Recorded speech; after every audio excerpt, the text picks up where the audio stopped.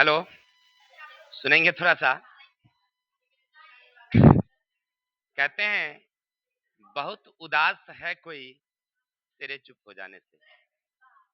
बहुत उदास है कोई तेरे चुप हो जाने से। बात तू कर किसी बहाने से। तू लाख खफा है, तू लाख खफा है, इम्तिहान तो देख कोई टूट गया है तेरे चुप हो जाने से।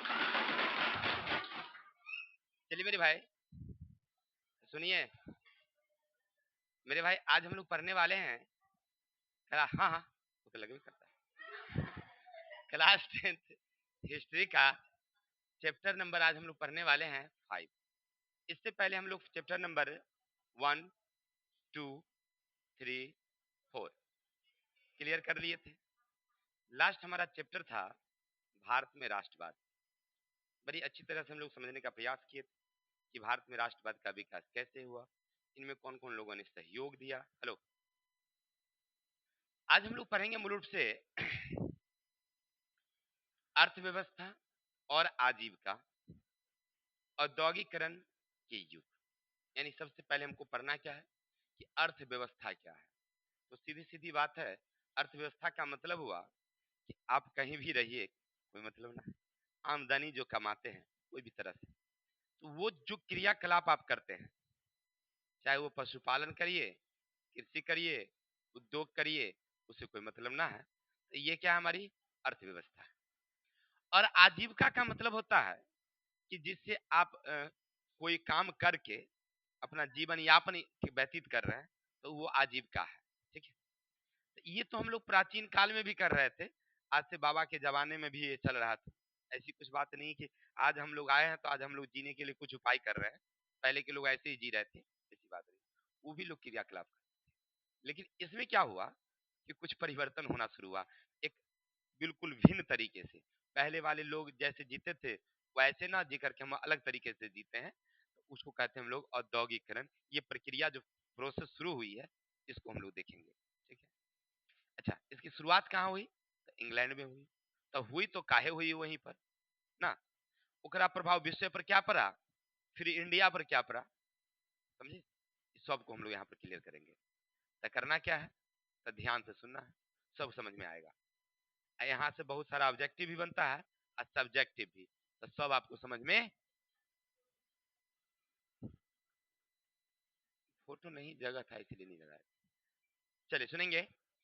इस पाठ में हम लोग पढ़ेंगे क्या, मूल रूप से सोच समझिए। पहले चैप्टर में हम लोग क्या क्या पढ़ने वाले हैं।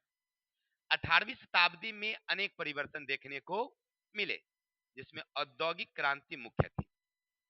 18वीं शताब्दी में बहुत सारे परिवर्तन मिले हैं, जल्दी जल्दी परिवर्तन देखने को मिला, लेकिन उनमें से मूल रूप से क्या था, औद्योगिक क्रांति। यह वैज्ञानिकों द्वारा खोजे गए उपकरणों के फलस्वरूप हुआ है। जितने वैज्ञानिक थे उन्होंने विभिन्न प्रकार के उपकरण खोज किए, जिसके परिणाम आज औद्योगिक क्रांति आई, और जिसे कुटीर उद्योग की जगह कल कारखानों ने ले लिया।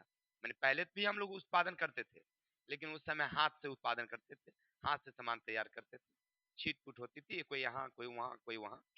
लेकिन अब क्या हुआ कि हम लोग एक मकान के नीचे, एक मकान के अंदर रह करके काम करने लगे, हाथ की जगह पर मशीन से काम करने लगे। यही कहलाता है औद्योगिक क्रांति। ठीक है, यानी कहने का अर्थ है कि औद्योगिक क्रांति के बारे में मूल रूप से हम लोग पढ़ने वाले हैं। अब चलिए, औद्योगिक क्रांति का अर्थ क्या हुआ। आपसे कोई पूछ दे, ए भाई क्लास 10th में ना पढ़ते हैं, तो जी बिल्कुल, तब बताइए ना, था औद्योगिक क्रांति का क्या मतलब। तो कह देंगे कि जब उत्पादन हाथ से न हो करके मशीन से होने लगा, उत्पादन का जो प्रक्रिया थी वो क्या हो गई, तेज हो गई। इसी को कहते हैं हम लोग औद्योगिक। नहीं कहते, पहले भी सामान बनता था, कपड़ा हम लोग आज से कोई तो नहीं पहन रहे हैं, बहुत साल पहले से पहन रहे थे ना, लेकिन प्रोसेस क्या था, तो हाथ से हम लोग पहले धागा तैयार करते थे, और धागा तैयार करके फिर वो हाथ से कपड़ा बुनाई करते थे, अब बुनाई करके फिर उसको जो हम लोग अपना यूज में लेते थे। हाँ, भले इतना सुंदर नहीं होता था, इतना चमकीला, इतना ना अच्छा क्यूट ना होता था। चलिए क्यूट पर एगो याद आ गया, बता देते हैं, सुनेंगे। चूल्हे पे तवा, तवा में रोटी। चूल्हे पे तवा, तवा में रोटी, मेरी वाली क्विट बाकी सब मोटी। चलिए, तो मेरे भाई, तो हम लोग ध्यान देते हैं, तो हम लोग पढ़ रहे थे कि ये जो है ना इतनी अच्छी इतनी सुंदर नहीं होती थी। बाकी जो है क्या होता था, हम लोग मतलब मोटे तौर पर मोटा मोटा कपड़ा पहन लेते थे और उसको हम लोग खादी कहते थे नहीं। अब मशीनी युग आ गया, तो मशीन सुनेंगे, तो मशीनी युग आने से क्या हुआ कि सुंदर, आकर्षक और अच्छा क्वालिटी का कपड़ा तैयार होने लगा। ये प्रोसेस केवल कपड़ा उद्योग के लिए नहीं था, अन्य उद्योगों में भी यही प्रोसेस था। तो औद्योगिक क्रांति समझ गए कि हाथ की जगह किसका उपयोग, मशीन। उत्पादन जो था वो कई गुना ज्यादा हुआ, तो इसी को हम लोग क्या बोलेंगे, औद्योगिक। इतना समझ गए। अब आगे चलिए, अब उस सबको आप तब तक कोठी पर रख दीजिए, अब थोड़ा पढ़ाई लिखाई की बातें हो जाए, सुनेंगे मेरे भाई। अब चलते हैं हम लोग आदि औद्योगिकरण का युग। क्या पढ़ेंगे हम लोग, आदि औद्योगिकरण का युग क्या है। अच्छा, एक गौर करके देखिएगा कि हमारे भारत ही की बात करें या दूसरे देशों की ही बात करेंगे, तो जो औद्योगिकरण की प्रक्रिया है, नहीं, उससे पहले का भी तो कुछ समय रहा होगा ना। देखिए, इंग्लैंड में औद्योगिक क्रांति के पूर्व, पूर्व माने पहले भी तो कुछ समय रहा होगा ना। तो उस समय उत्पादन उतना अच्छा से नहीं होता होगा। जैसे इंडिया में रखिए या दूसरे देश की बात करते हैं, तो औद्योगिकरण से पहले जो लोग थे वो कैसे कैसे अपना जी रहे थे, उस पहले वाले इतिहास को कहते हैं आदि औद्योगिकरण। उद्योग आ गया तो उसको कहते हैं हम लोग औद्योगिकरण। नहीं समझे। देखिए, आप इतिहास पढ़ेंगे ना, तो इतिहास में एक समय ऐसा है जिसके बारे में कुछ लिखित विवरण नहीं है। आदमी आज से नहीं है पृथ्वी पर, अरबों करोड़ों वर्ष से पहले से है। लेकिन लिखित विवरण तो बाद में हुआ, जब कागज का खोज हुआ, स्याही का खोज हुआ, लोगों में लिखने बुद्धि आई, वो लोग लिखना उखना शुरू किया, तब से हमको ग्रंथ सब मिलता है। उस समय के इतिहास के बारे में हम लोग पढ़ते हैं। और उस समय पाषाण युग, महापाषाण युग, मध्य पाषाण, ये सब जो पढ़े होंगे आप लोग, कि आदमी जंगल में घूम घूम करके, कपड़ा उपड़ा की जरूरत नहीं, जानवर को पकड़ के नोच के खा लेता था, मार के मरले जानवर को उठा के ले आता था, उसको चिबा चिबा के खाता था आदमी। ये भी तो कोई समय रहा ना है। तो इस बारे में कोई जानकारी लिखित है, एगो अनुमान है, तो उसको कहते हैं हम लोग प्राक इतिहास। क्या बोलते हैं, प्राक। जिस इतिहास के बारे में कोई लिखित विवरण नहीं है, तो उसको क्या बोलते हैं हम लोग, प्राक इतिहास। अब बाद वाला आ गया तो सीधे इतिहास, ठीक है ना। तो ठीक उसी तरह से इंग्लैंड में जो औद्योगिक क्रांति हुई, उससे पहले की जो अवधि है, उससे पहले की जो अवधि है, वहां के इतिहास कहते हैं उसे आदि औद्योगिकरण। बाद में जब उपकरण का खोज हुआ, तो उद्योग की स्थापना हुई, तो उसको कहते हैं औद्योगिकरण। पहले वाला आदि औद्योगिकरण, औद्योगिक क्रांति से पहले का समय क्या कहलाता है, आदि औद्योगिकरण। उसके बाद का जो समय है वो औद्योगिकरण। ठीक है, तो कोई पूछे अगर आपसे कि आदि औद्योगिकरण क्या है, तो बता देंगे कि औद्योगिक क्रांति से पहले इंग्लैंड का जो समय है, इतिहासकार उसे आदि औद्योगिकरण कहते हैं। ठीक है, एक और याद रखिएगा, कभी कभी पूछता है आपसे इतिहास में, ऐसे पढ़ना आगे है लेकिन अभी बता देते हैं, निरुद्योगीकरण क्या है। तो निरुद्योगीकरण का मतलब हुआ कि उद्योग जो है वो डाउन हो गया। उद्योग जो है वो क्या हो गया, डाउन हो गया, माने यहाँ का उद्योग खत्म हो जाए, तो उसको क्या बोलेंगे हम लोग, निरुद्योगीकरण। जैसे एक उदाहरण तौर पर देखिए, इंडिया में पहले बहुत बड़ा उद्योग सब हुआ करता था अंग्रेज के आने से पहले। अब इतना बड़ा टाटा आयरन स्टील कंपनी जैसे नहीं होता था, लेकिन होता था, सब लोग अच्छा से चल रहा था। इंग्लैंड वाला जब आया, तो उसके सामने हमारी उद्योग नहीं टिक पाई, क्योंकि वहां हम लोग हाथ से बनाते थे, और वो सब किससे करता था, यंत्र से करने लगा, तो हमारा उद्योग थोड़ा सा डाउन हुआ। साथ ही साथ क्या हुआ कि हम लोगों पर ज्यादा कर लगा दिया, वो सब आगे देखेंगे, तो जिसके कारण हमारा उद्योग बंद हो गया। ये प्रक्रिया कहलाता है निरुद्योगीकरण। उद्योग है लेकिन बंद हो गया, तो क्या बोलेंगे, लेकिन औद्योगिक क्रांति से पहले वाला समय क्या कहलाता है, आदि औद्योगिकरण। कोई दिक्कत, चलिए अब आगे बढ़ेंगे। तो हम लोग तीन बातें क्लियर किया।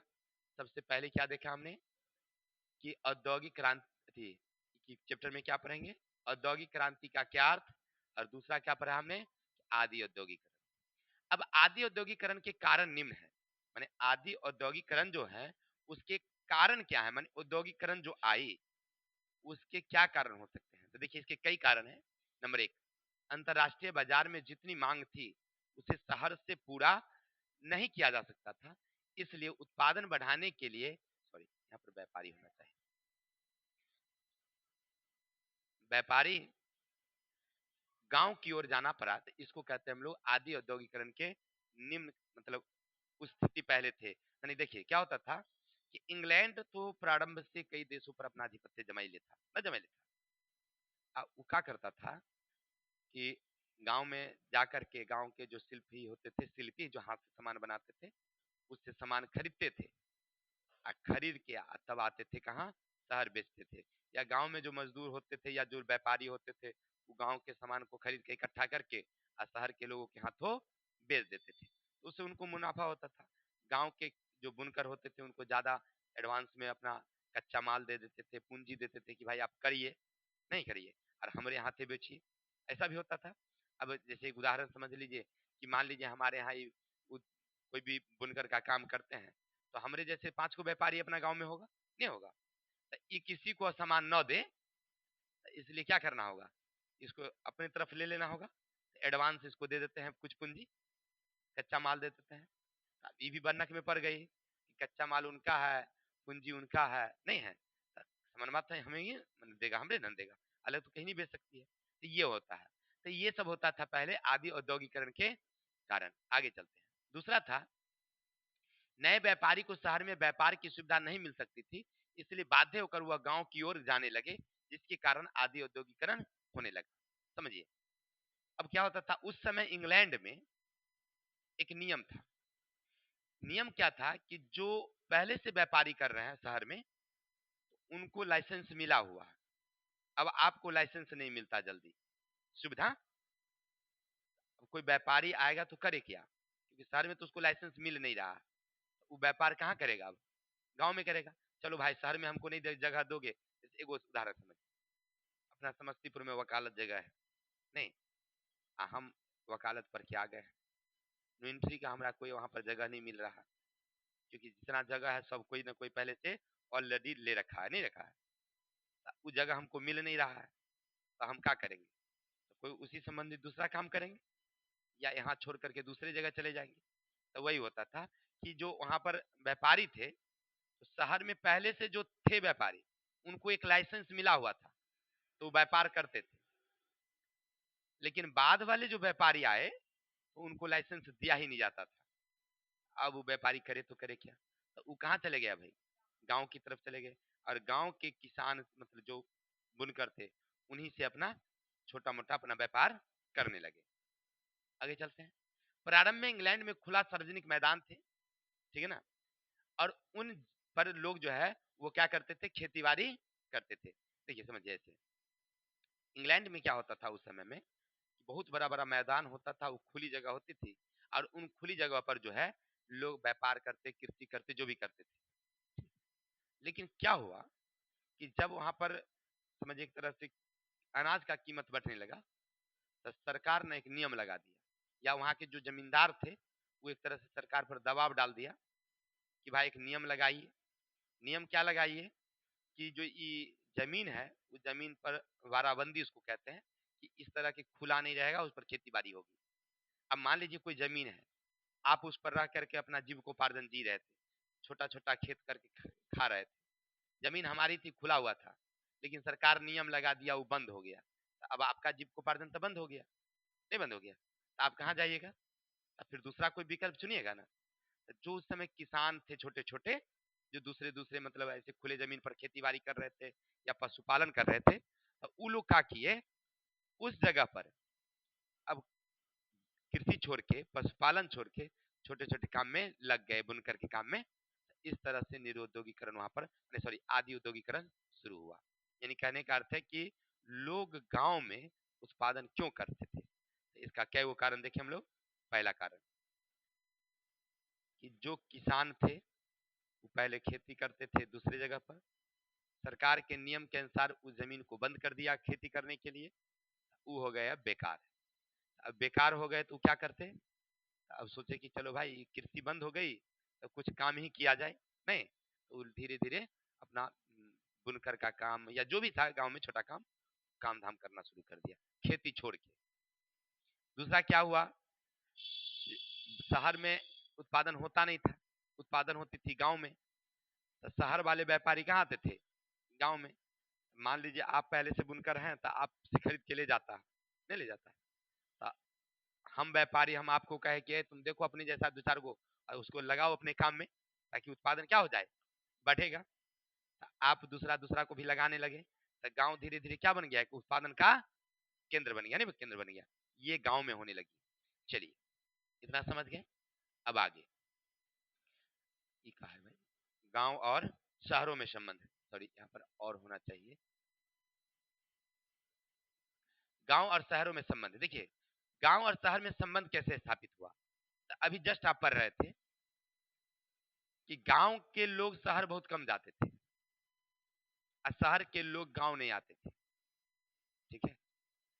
तो दोनों के बीच में संबंध स्थापित करने का एक मेन जरिया था वही उत्पादन।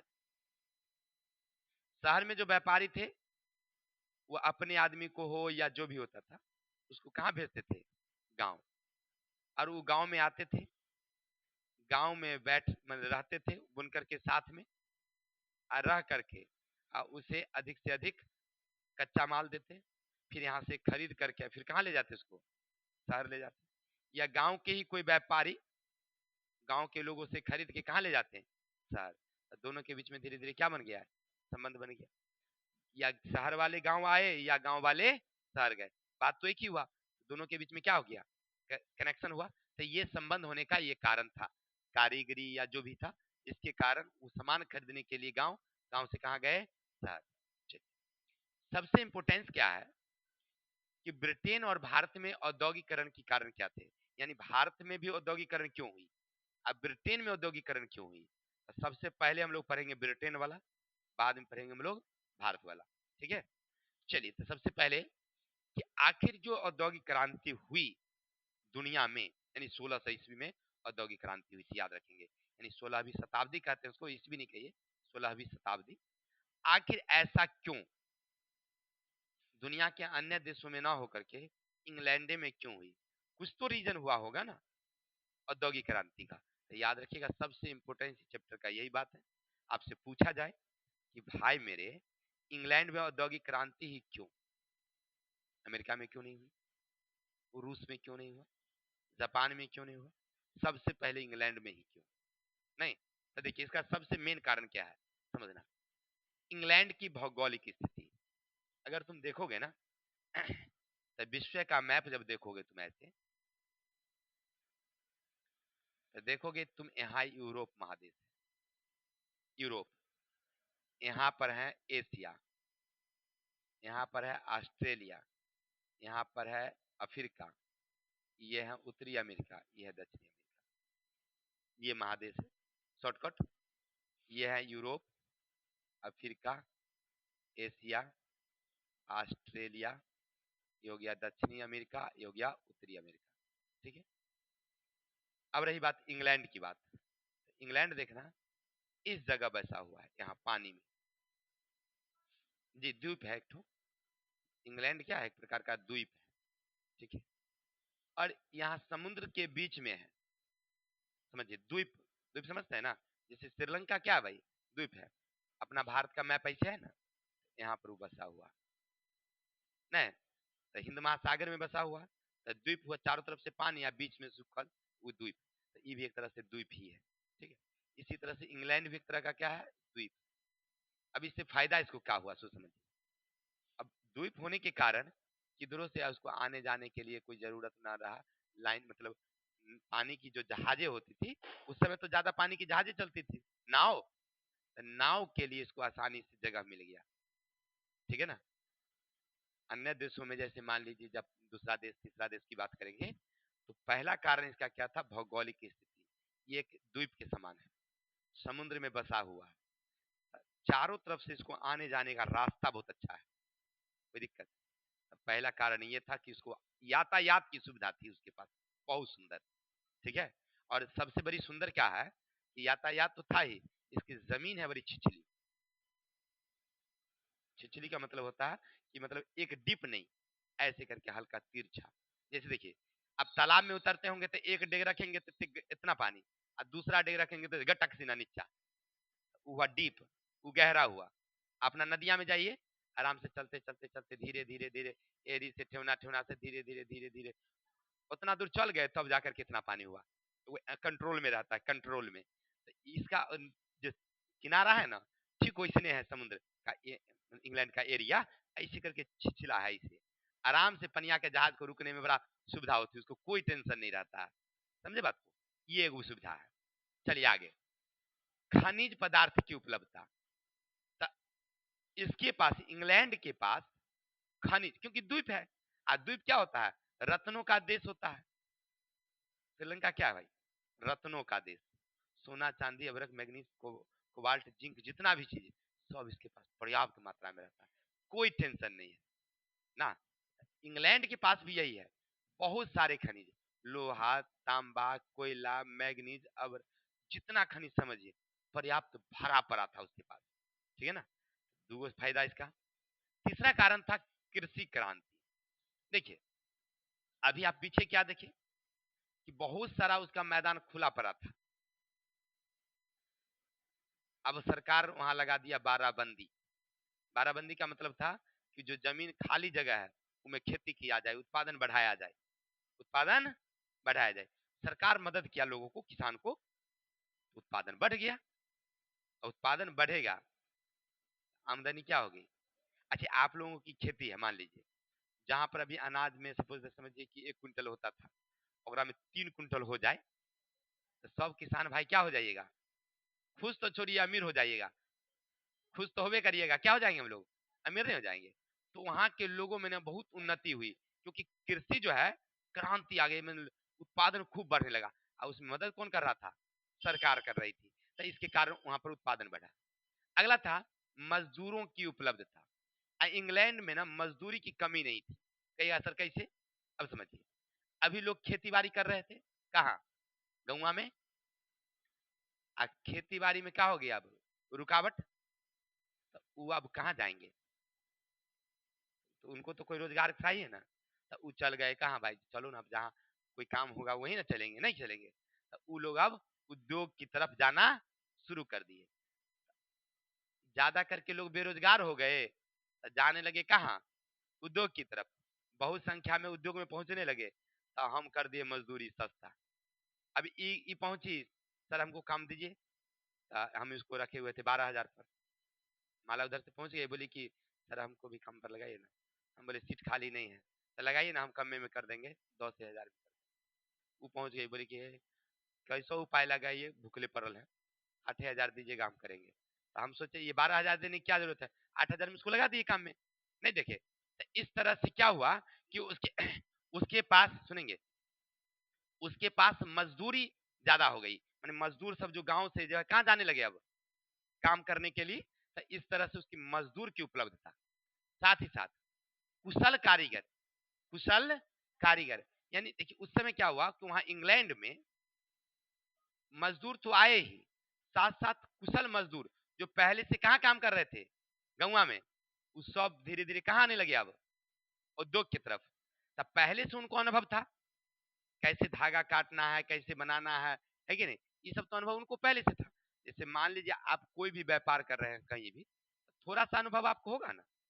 आप चल आए कहाँ? शहर में, थोड़ा सा अनुभव होगा ना। जैसे हम गए थे दिल्ली एक बार, ठीक है ना, तो दिल्ली गए, तो हम यहाँ किराना दुकान चला के गए थे। हमको अनुभव था जोड़ने उड़ने का स्पीड में। एक ना दुकान पर हम गए काम करने के उद्देश्य से। तो वो दूध का डेयरी था, मिठाई का दुकान, दूध का डेयरी था। तो दुकानदार जो था वो मतलब बनिया, वो हमसे सवाल किया कि आप जोड़ लीजिएगा ना। तो 3-4 गो जो है ना, जैसे लिखा था 36 रुपया, 45 रुपया, 90 रुपया, 91 रुपया, कहा कि जोड़िए। तो हम सटक से जोड़ दिए, धर से ना होता है तो जोड़ दिए। तो समझ गया। तो हमसे पूछा कितना जल्दी कैसे जोड़ लिया? तो हम बोले कि हम तो वहाँ किराना दुकान में इसे गर्दा जोड़ते थे, तो तनका वो हिसाब आप जोड़े हैं ना। तो बोल समझ गया कि पहले से बनिया है। तो हमको कहा आप रहिए, अभी तो वेतन कम देंगे लेकिन काम देख लेंगे ना, तो वेतन बढ़ा लेंगे। हाँ, और तुमको ये दुकान का मालिक बनाएंगे, काउंटर पर संभालना है। हम मौसी को बोले, मौसी के साथ गए थे, मौसा जी बोले तो मौसा कहे कि ना ना, नौकरी ना करेंगे, अपन काम नहीं करवे, नौकरी करवे। देख लीजिए, शुरू से यही बात है, नौकरी हमको करने ही नहीं दिए, वहां भी नहीं करने दिए। हमको मन ही नहीं लगा, जो काम में हमको लगाए अपने काम था, हम भागे भागे चल आए वहां से, रतिये में उठे फरार हो गए वहां से, खोजते रहो। चलिए आई किताब को सुनिए, मतलब काम में मन नहीं लगा था, हम मौसी को बोलते तो फिर मौसा जी बोलते कि जे नहीं रहो यहाँ काम करो ना, तो हम चुप्पे चाप खाली मौसा भाई को बोल दिए कि हम जा रही घर, आ रतिये में उठे 4 बजे में, अब फरार बस पकड़ के देखल है। पहली बार तो हम दिल्ली गए कि जिंदगी में पहली बार तो ट्रेन चढ़े थे, लेकिन तैयो अपना भाग आए, भुतला थोड़ी जाएंगे, ऐसा थोड़ी है। चलिए आई किताब फिर, बुआ जी, कुशल कारीगर उसके पास था ही, साथ ही पर्याप्त पूंजी की उपलब्धता। सुनिएगा, अभी अभी दूसरा देश पर अधिकार करवे किया था इंग्लैंड वाला सब, कहने से लूट लूट के तलैये गया था, एगो तू था। और दूसरा नंबर, अभी कृषि का उत्पादन क्या हो गया सबका, बढ़ा ना। वहां पर जब कृषि की वृद्धि हुई तो सब लोगों के पास आमदनी क्या हो गया होगा, ज्यादा। जो पूंजीपति वाले थे, जिसके किसान पर था, तो उसके पास मान लीजिए पूंजी हुआ, तो पूंजी को क्या करोगे तुम। जैसे हमारा पास पूंजी हो गया है, अभी मान लीजिए हम 48 लाख रखे हुए हैं, नहीं रखे हुए हैं, तो अब वो पूंजी क्या करेंगे, खाएंगे ना। रे चिमनी खोलने वाले हैं हम, एगो चिमनी खोल देंगे। सुनिए, अब फिर से मान लीजिए ज्यादा हो जाएगा, मान लीजिए 50 लाख 25 लाख फिर हो जाएगा, फिर पूंजी को क्या करेंगे, एगो पेट्रोल पंप खोल देंगे, नहीं खोल देंगे, खुल गया। चलिए, तो क्या हंसने की बात नहीं, एक दिन रात में ना दुकान पर एगो, हम ऐसे मजाक कर रहे थे, किसी को बोल रहे थे 48 लाख हो गया है, ट्रंक में रख ले हैं, फिर 2 लाख होगा ना, चिमनी खोलेंगे। देखिए कितना दिमाग होता है बच्चा का। एगो इतनी को बच्चा जो है वो सुन रहा था, दौड़ल दौड़ल गया, हमारे टोलिए का था, और जाके कहा कि पप्पा पप्पा कि रे, राकेश सर जी ना चिमनी खोले वाला है, एगो अपनो ट्रैक्टर खरीद कर उनका चिमनी में दे दिया चलते। देखिए वो बच्चा कहता है, एकदम रियलिटी। वो आदमी तखनी उसी समय वो आया, हमसे पूछता है कि जे चिमनी खोले वाला छ ना, कौन कहा, तो हम हमरा कहलक हम कह दी ना, केकरो कहत रह कि कल के हमारे बेटा जा रहा है ना, तो सुनलक कहते वो छोटका बेटा, तो जाके कहल के पप्पा पप्पा एगो ट्रैक्टर खरीद कर सर जी के चिमनी में दे दिया चलते। हाँ एना बोला हन, देखो इतनी वो बच्चा कितना दिमाग लगाया, सर जी चिमनी खोलेंगे तो हम अपना एगो ट्रैक्टर दे देंगे में। देखिए तो वही बात आई किताब पूंजी बढ़ गया उसके पास, तब पूंजी का उपयोग कहाँ करने लगा, नया नया मशीन लाने में, खरीदने में। जैसे अभी एगो मशीन, 2 गो मशीन, 5 गो मशीन, ऐसे करके पूंजी बढ़ता गया, मशीन बढ़ता गया। प्रगतिशील व्यापारी वर्ग, देखिए कुछ ऐसे भी होते हैं जो काम करने के प्रति ज्यादा उत्सुक होते हैं। कोनो व्यापारी को देखिएगा आराम से बैठल रहेगा, ज्यादा काम उन्हें बढ़ाएगा, वो पुरान के जमाने जैसे अपना काम कर रहा है। अब कुछ को देखिएगा हम जल्दी जल्दी जल्दी, छोटा दुकान से बड़ा दुकान, बड़ा से फिर फैक्ट्री, फैक्ट्री से बड़ा, ऐसे करके एक काम, 4 काम, 5 काम बढ़ाते जा रहा है, नहीं पर इसको कहते हैं हम लोग प्रगतिशील व्यापारी। तो वो ऐसे व्यापारी वर्ग वहां पर बहुत ज्यादा थे, वहां के लोग जो थे ना, मैंने व्यापार करने में बहुत उत्सुक। ये लगाया 3 गो फैक्ट्री खोला, हम इस बार 5 गो खोलेंगे, इस साल के अंदर 5 गो लगा देंगे फैक्ट्री, ऐसे ऐसे करके लगा रहा था। सुनिए, और सबसे बड़ी बात, संयुक्त व्यापारिक कंपनी की स्थापना। इंग्लैंड में संयुक्त व्यापारिक कंपनी बना, मतलब क्या अपना पूंजी से अगर नहीं होगा, अकेले से 3 गो 4 गो मिल के, 2 गो मिल के, आधा हम देंगे आधा ही देंगे, है कि नहीं। जैसे हमने इससे विचार किया क्या जी सृष्टि, हम पानी वाला वो ना 1 लीटर वाला ना होता, आधा लीटर वाला, वो हम लोग वाटर वाला लगाने वाले हैं, कंपनी खोलने वाले हैं। तो आधा सृष्टि पूंजी देगी, आधा हम देंगे अपना, दोनों मिला करके दोनों आदमी साझा से काम करेंगे, है कि नहीं। तो देखिए फैक्ट्री ऐसे लगाने के लिए हमको चाहिए, मान लीजिए 60-70 लाख रुपया चाहिए, अब हमारे पास उतना है नहीं, हमारा 25 से 30 लाख है, तो अकेले तो खुलेगा नहीं, अब वो 30 लाख पूरेगा तब ना होगा ना, तो फिर दोनों आदमी मिला के खोल लिए, तो कंपनी तो खुल गई। तो उस समय ऐसा ही इंग्लैंड में हुआ कि अकेला नहीं होता था, तो 3 गो 4 गो 5 गो मिल मिल के अब फैक्ट्री खोलना शुरू कर दिए। अब देखिए अनुकूल राजनीतिक स्थिति, और सबसे बड़ी बात, वहां का जितना राजा होता था उस सब व्यापार में बहुत प्रोत्साहन देता था, व्यापारी को खूब सुविधा, ठीक है करो, खोलो, पूंजी यार चाहिए, कितना चाहिए बोलना। तो देखिए ना सरकार व्यापार फैक्ट्री खोल रहे थे, एगो तो खुले है, दूसरा खोले खातिर कम पड़ रहा, लो इतना खोलो। देखिए सरकार का मदद होगा तब ना। कोई भी बड़ी कंपनियां हैं, कोई भी बड़ी कंपनियां, वो अपना पूंजी से ना चलती है, सरकार के मदद से। अपना से अगर चल भी जाएगा ना तो सरकार ऊपर टैक्स लगा देती है ज्यादा। ये समझ बात को। हमारा तो मन था कि एगो फॉर्चूनर खरीद लेते 38 लाख वाला अपने पूंजी से। नहीं गए वहां एजेंसी में बात किए तो कहा कि बिना किस्त पर लीजिएगा ना तो 38 लाख में हो जाएगा, और किस्त पर लीजिएगा तो 43 लाख पड़ेगा। तो हम कहे बड़ी भाई 5 लाख कहाँ जाएगा, तो ये ब्याज बुआज किस्त उस्त फलना चिलना। तो हम बोले नगदी खरीद लेते हैं। तो बोला देखिए राकेश सर आप तो खरीद लीजिएगा, लेकिन सरकार फिर से जवाब पूछेगी कि ये 38 लाख कहाँ से लाए आप, टैक्स लग जाएगा आप पर, इनकम टैक्स आ जाएगा। नहीं आप ठीक है 20 लाख दे दीजिए, किस्ते पर लीजिए। देखिए आप कोई गाड़ी ना डायरेक्ट नहीं खरीद सकते हैं एक बार पूंजी से, तो आप पर इनकम इनकम टैक्स लग जाएगा। समस्या ही बात नहीं, समझे बात। तो बड़ी कंपनियां जो होती है वो सब लोन से खुलती है। हम जो भी खोले हुए हैं वो हम अपना पूंजी से थोड़ी खोले हुए हैं, सरकार लोन देती है। हमारे एक बैंक मैनेजर से थोड़ी है, बैंक मैनेजर से पहचान थी। हमने बैंक मैनेजर को कहा कि सर हम चाहते हैं कुछ बड़ा काम करना, 50 लाख की जरूरत थी। 4 दिन फोन किया हमको, बोलिए ना पास कर दे। उनको भी कमाई होता उसमें, कुछ पास करते तो कुछ तो लेवे ना करते। तो वो भी हमको 4 बार फोन किए, फिर आके सर कुछ बोलते उलते नहीं है। तो हम उनको एगो डेट दे दिए, छठ के बाद बताएंगे आपको। तो छठ के बाद तुरंत फोन किए, क्या हुआ कुछ विचार विचार किए कि नहीं। कहते तो पास कर देते, हम तो यहाँ से रिटायर होने वाले थे, तो मैंने यहाँ से ट्रांसफर। हम बोले नहीं अभी क्या करेंगे लेकर पूंजी जुटू के, रहने दीजिए बाद में देखा जाएगा। देखिए बैंक क्या कर रही है, मदद कर रही है। तो उस समय सरकार क्या कर रही थी, मदद कर रही थी। कहाँ, इंग्लैंड में सब व्यापारिक कंपनियों को ज्यादा ज्यादा पूंजी दे दे करके उद्योग लगा। उद्योग में अगर घाटा लग रहा था तो उसको संरक्षण देती थी, राजकीय संरक्षण। इसके अलावे सबसे बड़ी बात, सबसे बड़ी बात, वैज्ञानिक का योगदान। उस समय ऐसा ऐसा वैज्ञानिक वहां जन्म लिए, ऐसा ऐसा जन्म लिए, क्या बताएं। उन नया नया मशीन खोज कर दिए। अब हाथ के जगह मशीन का काम होने लगा। नहीं मेन बड़ी बात, अरे मतलब जन्म हुआ तो वैज्ञानिक का ना जन्म। अब वैज्ञानिक बनले थोड़ी जन्म लिया था, मैंने वहां पर जो थे लोग उसमें ज्ञान बुद्धि विकास हुआ, वो लोग खोज किया, नहीं हुआ तो वैज्ञानिक ने जन्म लिया, ऐसे समझिए था। रास्ते का है। सुनिए सुनिए सुनिए, मतलब कहने का अर्थ है कि दुनिया के अन्य देशों में ना उस समय इतना लोग ने ज्ञानी जन्म लिया। इत्तेफाक, इत्तेफाक समझिए ना, लक कहता है। तो इंग्लैंड वाला का समझिए लक था कि जैसे देखिए John Kay, James Hargreaves, Richard Arkwright, Crompton, Edmund Cartwright, Eli Whitney, बेनर, टॉमसन वेल, क्या बताएं, जॉर्ज स्टीफन, है ना, ग्राहम बेल, सारा कहाँ जन्म ले लिए, इंग्लैंडे में। ओकरे एक अवधि के अंदर में कोनो मान लीजिए सारंजन में जन्म लिए, कोनो समस्तीपुर में, है कि नहीं। अब कोई कुछ खोज कर दिया, कोई कुछ खोज कर दिया, तुरंत तुरंत।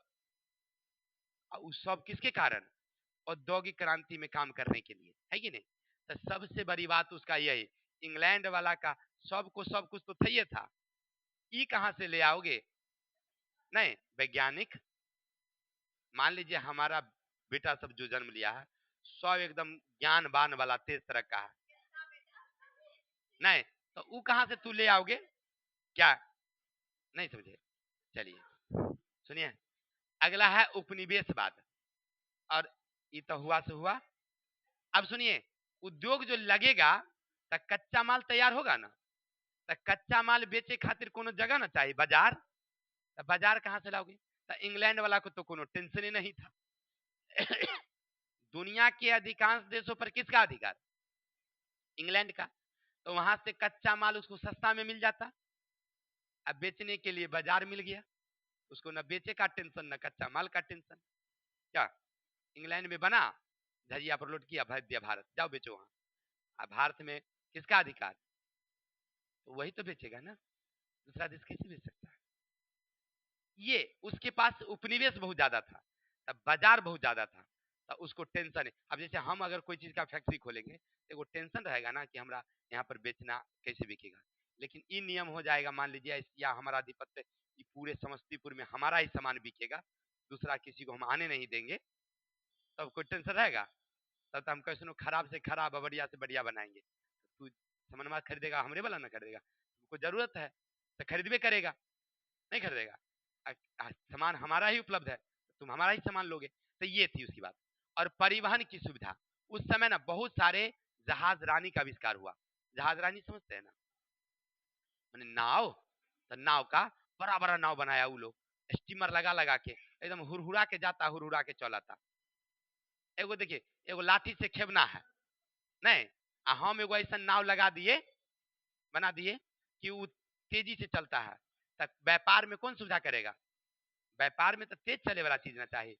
क्या हम समस्तीपुर जाते हैं साइकिल से, बहुत दिन जानिए में लग जाता है, आनिए में लग जाता है नहीं। कोई जाता है अपाची से गया, हुरहुरे ले गया, हुरहुरे ले आ गया, तो वो ना आगे बढ़ेगा कि हम बढ़ेंगे? हम तो पुरनका जमाना देखते अपना चल रहा है धीरे धीरे, भले एक्सीडेंट नहीं होगा वो अलग बात है, थोड़ी है कि सब एक्सीडेंट ही कर जाता है। ऐसे सोच लेते गरीब नहीं खरीदेगा लोग क्या? ये क्या है कि उस समय परिवहन की उसको सुविधा हुई, रेल का आविष्कार हुआ, जहाज का आविष्कार हुआ। मैंने कहने का अर्थ है उसके पास सब सुविधा हो गई। किसके पास? इंग्लैंड के पास। अर्थात इतना सुविधा मिलने के बाद वहां औद्योगिक क्रांति हुई। क्या क्या कारण था समझ गए? एक बार और देख लीजिएगा। देखिए, औद्योगिक क्रांति के कारण, पहला इंग्लैंड की भौगोलिक स्थिति, खनिज पदार्थ की उपलब्धता, कृषि क्रांति, मजदूरों की उपलब्धता, कुशल कारीगर, पर्याप्त पूंजी, प्रगतिशील व्यापारी, संयुक्त व्यापारी कंपनी, अनुकूल राजनीतिक स्थिति, राजकीय संरक्षण, वैज्ञानिक योगदान, उपनिवेशवाद और परिवहन की। अब इस सब के बाद औद्योगिक क्रांति हुई। तो औद्योगिक क्रांति हुई तो ठीक, लेकिन कैसे? जानते हैं क्या हुआ?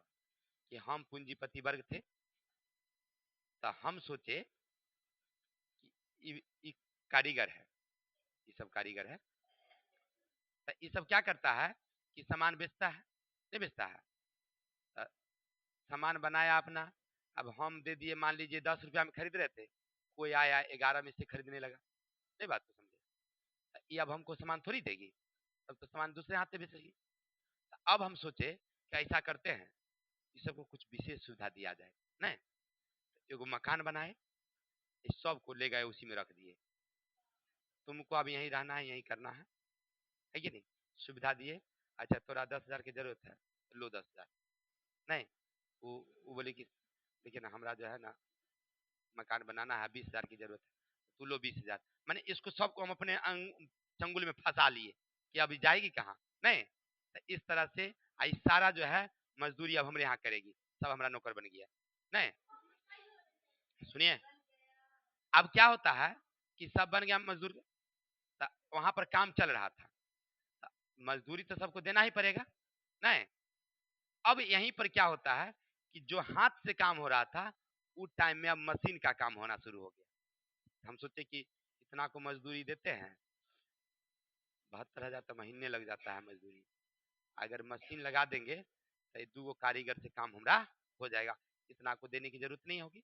तो मशीन नहीं है ऐसे, ये हम उस समय सोचे। तो अब उस समय क्या होता है समझिएगा, नए नए वैज्ञानिक उपकरण खोज होते हैं, और खोज होने से सब कुछ की वृद्धि हो जाती है, जैसे यातायात की, कृषि का, उद्योग का, हर क्षेत्र में। सबसे ज्यादा वृद्धि होती है कहाँ? वस्त्र उद्योग में। मेन देखिए, ये जो औद्योगिक क्रांति थी, ये सबसे बड़ी देन किसके लिए? वस्त्र उद्योग के लिए। वस्त्र के उत्पादन में वृद्धि ना, यही औद्योगिक क्रांति मेन। अरे ऐसे तो सब चीज में हुआ, ऐसा थोड़ी है कि खाली वस्त्र में हुआ, चीनी उद्योग में हुआ, सीमेंट उद्योग में हुआ, लोहा इस्पात उद्योग में हुआ, सब में वृद्धि हुआ, लेकिन मेन मेन किस पर? देखिए जैसे कैसे 1733, याद रखिएगा, यहाँ पर पूछेगा आपसे, 1733 ईस्वी में जॉन के, जॉन ऐसे लिखा था लेकिन ना लिखाया, जॉन के ने फ्लाइंग शटल बनाई, जिसका काम था सूत काटना। तब पहले हाथ से चरखा पर सूत काटता था। देखिए फैक्ट्री मेरे पास पहले भी था, चरखा लागल था, 100 चरखा इधर से लागल है, ई मकान में 100 चरखा इधर है, सब लेबर सब खट रहा है अपना, है कि नहीं, सब हाथ से अपना धागा बना रहा था। तो हमने क्या किया, उस चरखा के जगह पर कौन लगा दिया, फ्लाइंग शटल। कब खोजवाई, तो किसने किया, ऑब्जेक्टिव में पूछता है फ्लाइंग शटल का आविष्कार किसने किया, ठीक है ना, कब था, 1733 में हो गया। अब जो देखिए उस चरखा से जो सूत करता था, उससे ये काम करने का प्रक्रिया, धागा धागा जो था वो काम करने की प्रक्रिया क्या हो गई, थोड़ी सी तेज हो गई, 60 गुना ज्यादा। हाथ से जो काम होता था वो कितना गुना ज्यादा हुआ, 60 गुना।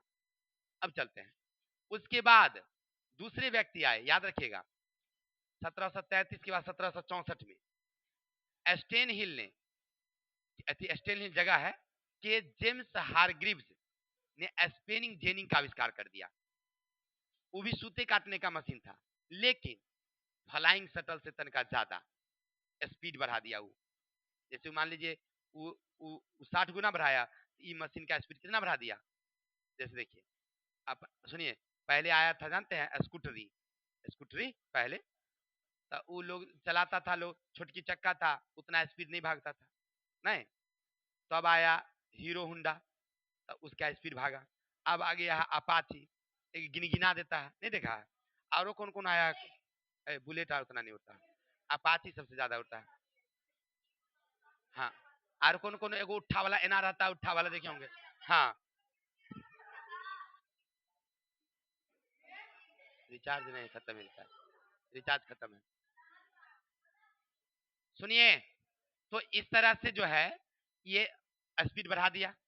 फिर उसके बाद 1769 में, यानी 5 साल बाद, वेस्टर्न निवासी रिचर्ड ऑर्कराइट ने वाटर फ्रेम, यानी वाटर स्पेनिंग फ्रेम का आविष्कार कर दिया। इसका भी काम था सूते काटना, है ना। और ये जो था ये 200 गुना बढ़ा दिया स्पीड, 60 गुना से वो क्या 80 से कर दिया के बार 200 गुना। तो ये सब याद रखिएगा कि वाटर फ्रेम यानी जो स्पेनिंग फ्रेम है उसका आविष्कार किसने किया, Arkwright, Richard Arkwright. Spinning jenny का आविष्कार जेम्स हार्ग्रीव। अब फ्लाइंग शटल का आविष्कार जॉन के। ये दो ज्यादा पूछता है, फ्लाइंग शटल का आविष्कार, स्पेनिंग जेनिंग का आविष्कार जेम्स हारग्रीव, ये पूछेगा ऑब्जेक्टिव में, याद रखिएगा।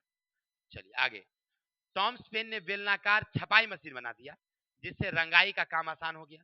अब देखिए क्या होता था पहले, जो बताए थे हम लोग शुरू में, शहर के व्यापारी आते थे, अभी गांव का इसका ऐ सुनिए, ये बुनकर है, तो ये बुनकर के पास हम गए, कपड़ा जितना बुनने है कपड़ा ले लिए। फिर कपड़ा लेकर के हम जाते थे रंगरेज के यहाँ, रंगरेज रंग कपड़ा रंगने वाला जो होता है, रंगरेज को कहते हैं। सुनिए, अंग्रेज नहीं, रंगरेज। रंगरेज वाले के यहाँ गए, रंगरेज से कपड़ा रंगवाए, उसको दे दिए, वो रंग के रखा।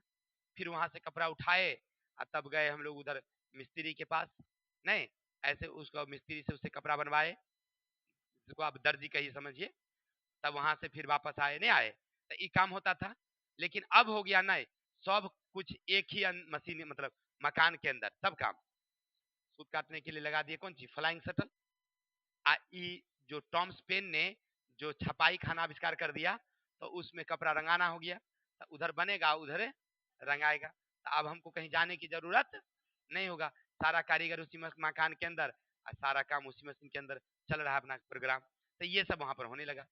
अब आगे बढ़िए, उसके बाद वात शक्ति का उपयोग, पहले जितना मशीन चलता था हथिया से चलता था, ऐसे ऐसे हाथ से। अब जो है जेम्स वाट जब आए तो वाष्प इंजन का आविष्कार कर दिया।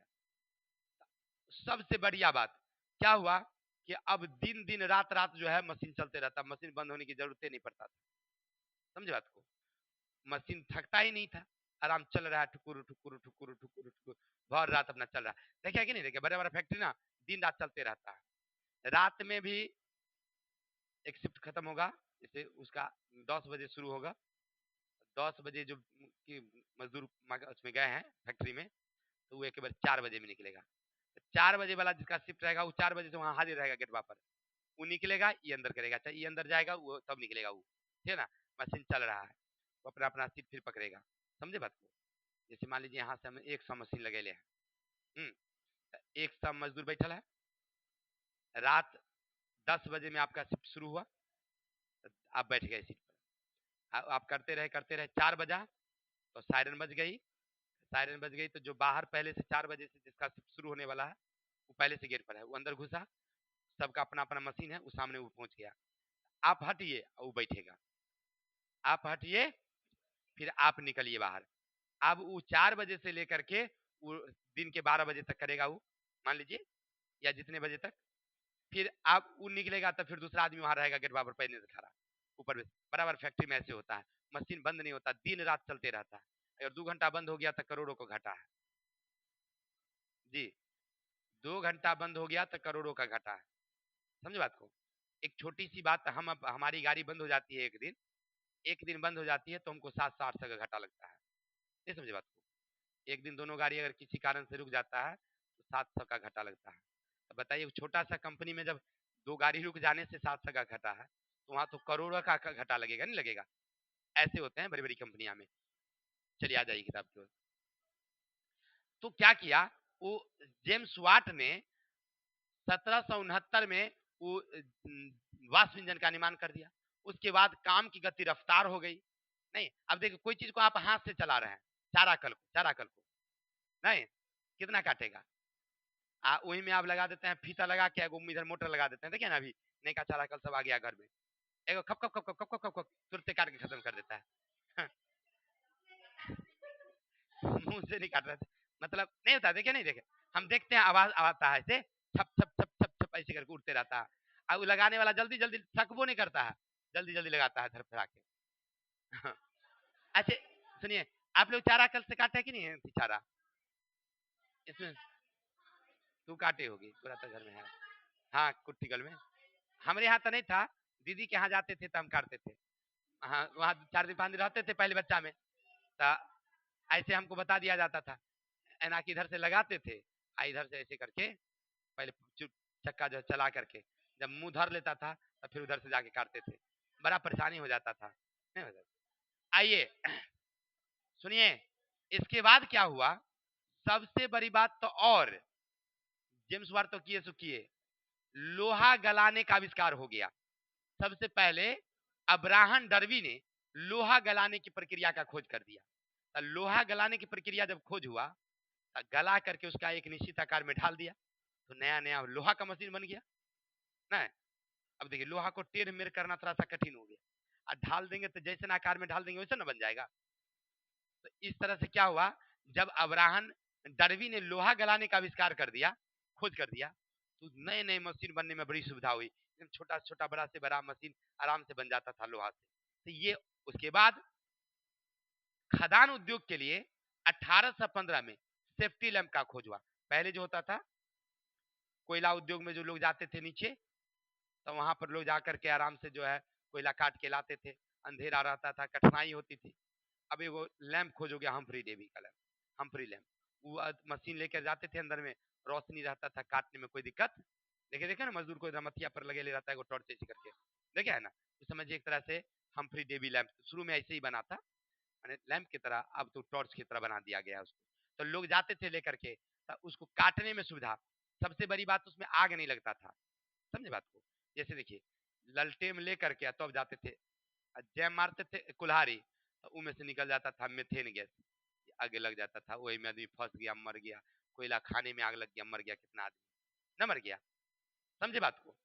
लेकिन जब हम्फ्री डेवी ने हम्फ्री लैंप का आविष्कार कर दिया, तो अब वो लाइट लेकर के अंदर गया, तो उस शीशे के अंदर बंद रहता था, अब उसको उसमें ना गैस गया है ना बाहर निकलेगा, तो उसको कोई टेंशन नहीं, आराम से काट कुट के आराम से चलाते थे, तो लोग सुरक्षित हो गए। तो खदान कितना हो गया, आसान नहीं हो गया। अब मान लीजिए आपको कहेगा जाओ उसमें कोयला काटने के लिए, अब जाइएगा डरे ना, जाइएगा बाप रे आग लग जाए तो मरिए जाम हम में ना। अब सुरक्षा हो गया आपका, सुनिए आपकी सुरक्षा हो गई कि आप जाइएगा कुछ नहीं होगा, तो टेंशन आपका फ्री ना रहेगा, बिल्कुल। तो इस तरह से जेम्स वाट ने वाष्प इंजन का आविष्कार कर दिया, तो और फायदा हुआ कि जैसे कोयला खदान कट गया, तब बरसात में पनिया भर जाता था हमें, या पानी छूट जाता था, तो वो खदान बंद हो जाता था।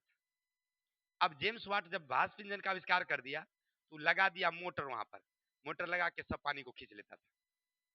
समझे बात को? तो इस तरह से बहुत अच्छा काम हुआ। देखिए इससे पहले वाष्प इंजन का आविष्कार पहले एक दूसरा व्यक्ति ने किया था, लेकिन वो खर्चीला था इसलिए उसका ज्यादा महत्व नहीं।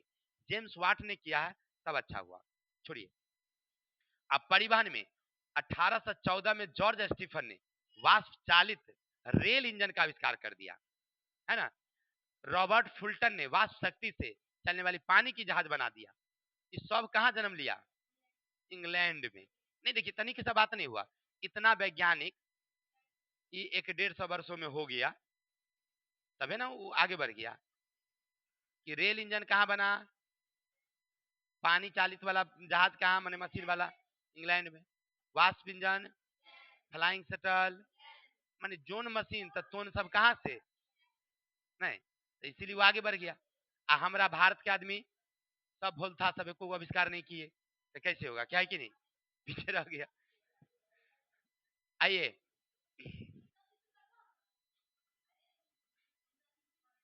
देखिए, हम तो कितना फैक्ट्री का निर्माण कर रहे हैं, ये सब हमारा फैक्ट्री है कि क्या है? नहीं फैक्ट्री है। सुनिए, अरे हम सब मशीन बना रहे हैं, आप लोग बनिएगा, खोज करिएगा। तो हम पढ़ा रहे हैं तभी तैयार न कर रहे हैं, तैयारी कर रहे हैं। सुनिए, अच्छा नहीं देखिए, इसी में से नहीं कोई बन सकता है, कोई बन सकता है, तो पहले शुरुआत यहीं से ना होगी। सुनिए, आ जाइए बुआ जी, ब्रदर। इंग्लैंड में कारखानेदारी पर था। कारखानदारी कैसे हुआ सोच नहीं समझे बात को? अभी अभी तक समझाइए रहते तुरंत। हम कहाँ व्यापार कर रहे थे? पटना में नहीं कर रहे थे। वहां से हमारा सबसे प्रमुख स्टाफ कुमकुम था, उसको भेजे जाओ गंगसारा में जितना कारीगर है सबसे तुम कपड़ा खरीदो। यहाँ आया, ये कारीगर वो कारीगर सबसे कपड़ा खरीदा, मोटा बांध ली, ले ली, आप पहुंची रंगरेज के यहाँ। नहीं नहीं, रंगरेज के यहाँ वहां जाके रंगवाया, नहीं रंगवाया, हाँ रंगवाई। सुनिए, आतोन के बाद वहां से उठा तो फिर गया दूसरी जगह, मैंने सारा काम करके तब वह पहुंची कहाँ, लास्ट में फिर से पटना। ये तो प्रोग्राम में थोड़ा समय लगा कि नहीं लगा? यहाँ से उठाइए वहां जाइए, वहां से उठाइए वहां जाइए, ऐसे। अब ऐसी बात नहीं थी। अब इंग्लैंड में क्या हुआ कि जैसे हमारे पास पूंजी बढ़ा, तो हम लगा लिए मकान बना दिए, बड़ा बड़ा कंपाउंड लिए, और कंपाउंड में हम लगा दिए सब मशीन, छपाई मशीन, रंगाई मशीन, धुलाई मशीन, कटाई मशीन, नहीं सब कुछ, सब मशीन लग गया लाइन से। अब कच्चा माल यहाँ से व्यापारी द्वारा खरीदा के वहां फैक्ट्री में गया, फैक्ट्री पर वहां पर लग गया गोडाउन में। अब यहाँ से कच्चा माल उसमें गया, एक के मशीन में अंदर आदमी गया, और उसी कंपाउंड के अंदर में सब कुछ काम हो रहा है, नहीं हो रहा है? कोई आदमी रुई का बीज निकालने में लगल है, मशीन पर बैठल है, बीज निकाल रहा है रुई। कोई कपड़ा के चीज बनेगा तो पहले रुई को साफ करेगा तब ना, नहीं देखे होंगे जैसे दुनिया को साफ करता है पहले अपने यहाँ, तो साफ कर रहा है उसको कोई रुई को। कोई उधर जो है धागा बनाने में लगल है 4 गो आदमी, कोई उधर जो है उसको रंगने में लगा हुआ है, कोई उसको बुनने में लगा हुआ है, कोई कटाई में लगल है, कोई सिलाई में लगल है। 5 गो बैठल है फिनिशिंग सेंटर में, चेक कर लिया जी कहीं पर धागा तो नहीं छूटल है, काजू तो सही से भेल है कि नहीं है, तो वो पैकिंग करने में लगल है। एक के फैक्ट्री के अंदर में 60, 70, 90, 100, 200 आदमी लगल है। तो ये क्या हो गया? कारखानदारी पर था। ये क्या हो गया? समझे कैसे हुआ सो? माने एक ही कंपाउंड के अंदर में, यानी इसको कहिए फैक्ट्री प्रणाली, इंग्लिश में बोलिए, हिंदी में कारखानादारी, यानी कारखानदारी पर था। ठीक है, तो ये कैसे हुआ? एक ही कंपाउंड, एक ही मकान के अंदर सारे प्रकार के मशीन लगे, सभी लोग एक साथ बैठ गए, सब प्रकार का काम हो रहा है, प्रोग्राम चालू है, नहीं? ये क्या है? समझ में आई बातें? चलिए बहुत अच्छी बात है। जैसे ईंट उद्योग बगल में डालिए ना, ईंट उद्योग पर, बगल में ईंट उद्योग पर देखिएगा, कोई देखिएगा ईंटा जो मिट्टी बना करके, मिट्टी बना बना के गीला करके दे रहा है, कोई नहीं। कोई जो है ट्रैक्टर उठा करके उसको फील्ड में फेंक रहा है। मतलब देखिए, एक जगह पानी में जेसीबी उसको क्या करता है, मिट्टी को गीला कर रहा है, नहीं कर रहा है? एक आदमी जेसीबी से उस पर डाल रहा है मिट्टी, मशीन में वो चला रहा है, एक आदमी मशीन पर बैठा है उसको चला रहा है, तो चल रहा है, तो गीला हो रहा है, वो गिर रहा है, गिर रहा है, तो फिर उठा करके उसको ट्रैक्टर पर लोड करता है, ट्रैक्टर चला करके ले जाता है, क्योंकि वहां पर तो बनता नहीं है, बड़ा बड़ा फील्ड में ला करके वहां गिरा दिया। अब हम मजदूर हैं, तो हम लोग 2 आदमी 3 आदमी मिल करके वो ईंटा बना रहे हैं। कोई आदमी उस सूखल ईंटा को चिमनी में जमा कर रहा है, नहीं जमा कर रहा, कोई जो है आग उसमें बोझ रहा, कोई चिमनी में से निकाल रहा है, कोई ट्रैक्टर पर लोड करके जा रहा है गांव में पहुंचाने के लिए, नहीं काम हो रहा है एक एक कंपाउंड के अंदर ना। तो ये क्या हो गया, उद्योग तो हुआ, फैक्ट्री तो हुआ। चलिए, औद्योगिक परिवर्तन का स्वरूप। अच्छा, ये परिवर्तन क्यों हुआ? औद्योगिक क्रांति जो हुई परिवर्तन, तो देखिए औद्योगिक क्रांति के सभी उद्योगों में समान रूप से वृद्धि नहीं, लेकिन पुरानी विधि भी समाप्त नहीं हुई थी, फिर भी कुछ उद्योग में तेजी से वृद्धि हुई। देखिए पुराने तरीके अभी भी थे, ऐसा नहीं कि मशीन आ गया तो सब लोग सुधर गए, ऐसे बात ना, पुराना का सब खत्म हो गया सोने, पुराना वाला भी रहा लेकिन नया भी तेजी से वृद्धि हुआ है। तो क्या समझिए, सबसे पहले ज्यादा हुआ सूती वस्त्र उद्योग। अभी देखे ना, सबसे ज्यादा खोज किसमें हुआ है? जितना मशीन खोज हुआ सूती वस्त्र का ना। लोहा इस्पात उद्योग में भी वृद्धि हुई। अभी देखिए, एगो लोहा गलाने वाला खोज लिया, कोई कोयला का आविष्कार, कोई पानी निकाले वाला खोज दिया, नहीं तो ये लोहा के इस्पात में। परंपरागत उद्योग का महत्व है, लेकिन जो हाँ परंपरागत उद्योग थे पुराने वाले उद्योग, उसका भी महत्व रहा। क्यों? अच्छा बताइए, परंपरागत उद्योग का क्यों महत्व रहा होगा? नहीं समझ बात। देखिए, मशीन लग गया ठीक है, लेकिन सब आदमी का काम उद्योग में नहीं ना होता। और एक दूसरा नंबर, हाथ की जो सामान होती बनी हुई वो थोड़ा ज्यादा आकर्षक होता है, मशीन से बन जाता है लेकिन वो टिकाऊ नहीं होता, हाथ वाला ज्यादा टिकाऊ। नहीं जैसे कसीदा उसीदार जो करता है लोग, ऐसे मशीन से नहीं, ऐसे बुन बुन के हाथ से। अरे हाथ में जो पर्दा उर्दा वाला जो बुनाता है नहीं बनता है, तो वो सब जो कितना अच्छा लगता है देखने में, समझे? तो वो सब अभी भी जिंदा रहा, परंपरागत काम अभी भी वहां पर जिंदा रहा। परंपरागत उद्योगों में परिवर्तन हुआ, लेकिन वो लोग भी जो हाथ से काम करते थे ना, तो अब उसमें छोटा छोटा मशीन का प्रयोग करने लगे। जैसे अब बुनने के लिए हाथ का प्रयोग ना करके छोटा मशीन ले आए, जो ज्यादा खर्चीला भी नहीं होता था, घर में रह के अपना काम कर लेते थे। क्या? जैसे अभी हम देखिए, हम पहले जो अति बनाते थे, मिक्सिंग करते थे, तो ऊन हाथ से हम लाठी से मिला देते थे शुरू में, तब फिर कह के हाथ से हाथ दुख जाता है भाई, समय लगता है, तो मशीन खरीद के ले आए, लगा देते हैं ड्राम में, लाइन दे देते हैं, स्विच गुर गुर गुर गुर गुर गुर तुरंत जो है मिला देता है तुरंत। नहीं अच्छा भी हो जाता है। नहीं तो देखिए, तो ये छोटा मशीन है क्या। अब देखिए हम वो लाने वाले हैं स्टिकर लगाने वाला, स्टिकर लगाएंगे, प्रिंटिंग वाला ले आएंगे, प्रिंटिंग लगा देंगे, एक्सपायरी मार देंगे। दवा यार कभी प्रिंटिंग उड़ा के मार सकते हैं उसमें? नहीं मार सकते हैं। नहीं होता है। देखिए ऐसी बात नहीं है कि हमारे यहाँ बेईमानी नहीं होती है, मैंने ये ऐसा कंपनी में होता है।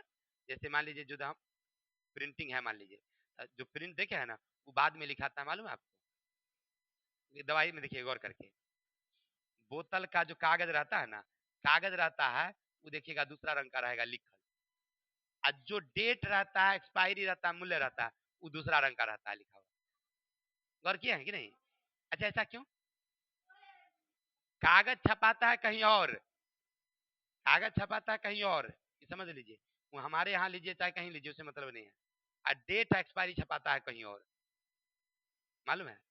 जैसे देखिए हमारे यहाँ ना, सुनिए हमारे यहाँ है ना, तो हम स्टिकर छपाते हैं, एक बार छपाए 10,000 छपा दिए, तो पटना से छपा के आ गया मेरे यहाँ, स्टिकर छप के आ गया, आज जहां पर डेट है एक्सपायरी है वो जगह खाली रह गया, रह गया। अब हमारे पास एक मशीन है, ऊपर बोतल रखे, स्टिकर हम रख दिए हैं थाक लगा के, लगा दिए। अब मशीन बोतल रखे, तो मशीन का काम है अपने उठ के आएगी, छप से ना मार देगी, नहीं नहीं उसमें रहता है, ऐसे आएगी, ऐसे ऐसे आके ना छाप दी, तो वो जाके सट गई बोतल में, वो चिपक गई, स्टिकर चिपक गई। आ इधर से एगो बेलना लगल ऐसे, में डेट हम चढ़ा दिए 16 तारीख 11वां महीना, मान लीजिए लगा दिए ऐसे, एक्सपायरी कर दिए 2026, एक्सपायरी कर दिए, आ मूल्य कर दिए 85। आ इन्ने वाला सेटिंग कैले है, इधर वाला स्टिकर ऐसे करके साट के ई हटा, इन्हें वाला छप से आगे जाके छाप दिया, हो गया, बोतल को फेंक दिया उनने, हो गया। ऐसे ही होता है मशीन में, देखिए फैक्ट्री में, मोबाइल पर देखिए सब कहानी। मैंने कहने का अर्थ ये है कि जो परंपरागत उद्योग था उसमें अब छोटे छोटे मशीन का उपयोग करना शुरू कर दिए थे। तकनीकी बदलाव में धीमी गति, तकनीकी बदलाव में फिर भी धीमी गति थी, इतना होने के बाद भी अभी भी कुछ लोग ना पुराने तरीके से काम कर रहे थे। अच्छा इसका क्या कारण हो सकता है? तो देखिए इसका कारण कुछ और था, समझिएगा। पहली बात, तो इंग्लैंड में सस्ता मजदूर था। तो हम फैक्ट्री के मालिक, हम दुगो सोचते थे बात, कि नई का मशीन लाएंगे, तो ये मशीन जो आएगा तो पूंजी लगेगा कि नहीं ज्यादा, तो पूंजी नहीं लगा करके हाथे से काम करवाते हैं मजदूर से। समझ में आई बात है? फिर समझिए इसे, तकनीकी धीमी गति क्यों रही, इसका मेन कारण, पूंजी जब मान लीजिए हम लगाएंगे तो कोई नई मशीन लाएंगे, तो मशीन ना अपडेट होते रहता है, याद रखिएगा। अभी जो चल रहा है वो 20 साल बाद नहीं चलेगा, 15 साल बाद नहीं चलेगा, उसमें नया परिवर्तन हो जाता है। आज से पहले जीप का जमाना था, जीप सुने होंगे, जीप देखने के लिए मिलता है, सब विलीन हो गया धीरे धीरे। अब जितना पहले था उतना नहीं है। सुनिए, आज से कुछ साल पहले, आज से कुछ साल पहले राजदूत का जमाना था। जब किसी को शादी वादी होती तो राजदूत मिलता था। राजदूत देखने के लिए मिलता है, रेयर केस गांव में कहीं एक आध गो। ये क्या हो गया, विलीन हो गया। यानी अपडेट करना पड़ता है हर चीज को। अपडेट नहीं करिएगा अपने आप को भी तो धीरे धीरे पुरान हो जाइएगा, बदल जाइएगा। नहीं तो हम अपडेट होते रहते हैं, नईकन वाला जमाना में नईकन व्यक्ति चलते हैं। देश शायरी नहीं, तो ये क्या हमारा, ये क्या है, हम अपडेट हो गए, सब चल रहा है ऑनलाइन, तो हम कहे हम चलेंगे ऑनलाइन, पुराना जमाना से नया जमाना में आ जाओ। नहीं सर, करेंगे मतलब। तो पहले वहां पर जो थे वो व्यापारी सोचते थे कि पूंजी जब हम ज्यादा लगाएंगे तो हमारे पास तो सस्ता मजदूर है, ये है, तो क्या जरूरत है उसको पूंजी लगाने की, उतना में तो हमारा मजदूरी काम कर रहा है। इसीलिए इस सोच के कारण मशीन का खोज हो भी गया, फिर भी उत्पादन क्या था उसका, धीमा था। अब आगे चलते हैं थोड़ा सा, इंग्लैंड के औद्योगिकरण के परिणाम। अब सुनिए, इंग्लैंड में औद्योगिकरण के क्या परिणाम हुए, तो परिणाम क्या होता है समझिएगा। कारखानदारी प्रथा का विकास, अभी जस्ट बताए, इंग्लैंड में अभी कहाँ लोग काम करते थे, गांव में, घरे घरे। अब जब विकास हुआ तो एक ही जगह हम पूंजी लगा के क्या खोल दिए, फैक्ट्री। तो फैक्ट्री प्रणाली का खोज हुआ।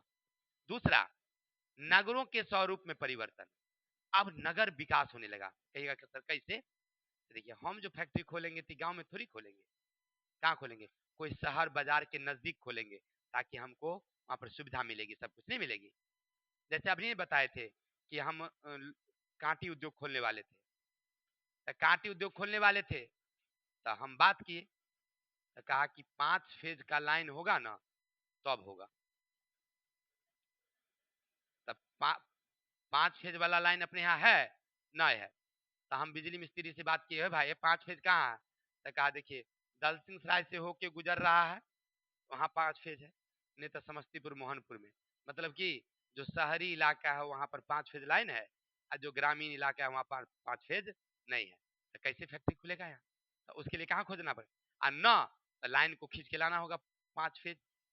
नहीं जी, समझे बात को।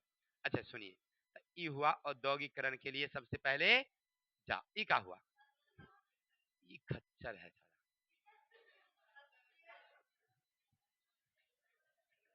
चलिए आइए किताब के, सुनेंगे मेरे भाई। तो नगरों के स्वरूप में परिवर्तन हुआ। अब उद्योग खुल गया, तो बाहर वाले लोग आएंगे कि नहीं यहाँ मेरे यहाँ उद्योग में, तो काम करने लगेंगे, तो धीरे धीरे धीरे नगर की संख्या क्या हो जाएगी, बढ़ जाएगी। नगर की जनसंख्या बढ़ेगी तो सब कुछ परिवर्तन होगा। चलिए, पूंजीपति वर्ग का विकास। अब पूंजीपति लोग और धीरे धीरे क्या होने लगे, अमीर आदमी, अमीर एगो फैक्ट्री लगाया, उससे कमाया, दूगो लगाया, दूगो से 4 गो लगाया, 4 गो से 25 गो लगाया, एक एक आदमी के पास 10-10 गो फैक्ट्री, 20-20 गो फैक्ट्री। नहीं समझे बात, ये स्थिति वहां पर आ गई थी, कहाँ, इंग्लैंड में। सुनिए, श्रमिक वर्ग का उदय हुआ, माने अब मजदूर वर्ग हो गया। एगो मजदूर वर्ग जो किसान था वो अब कहाँ चल गया, फैक्ट्री में काम करने, तो वो किसान रहा कि मजदूर हुआ, मजदूर वर्ग हो गया। इसी तरह से बाल श्रमिक की प्रथा का विकास। इंग्लैंड में ना इतना उद्योग खुल गया, उत्पादन इतना बढ़ गया, काम करने के लिए मजदूर की कमी पड़ने लगी। अब मान लीजिए ये क्या हो गया, अब मान लीजिए सपोज दैट,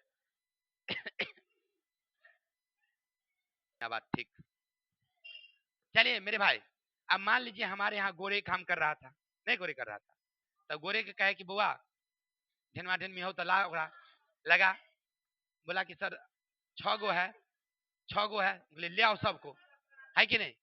कोई किसी को कार्टून पैक कराने में लगा दिया, है कि नहीं। वो गरीब आदमी अपना लगा रहा कि गोरखा मने मने खुद सोच रहा है तो हम तो 12 को बनाएंगे, काम तो मिल ही जाएगा सर जी क्या, गधा रे।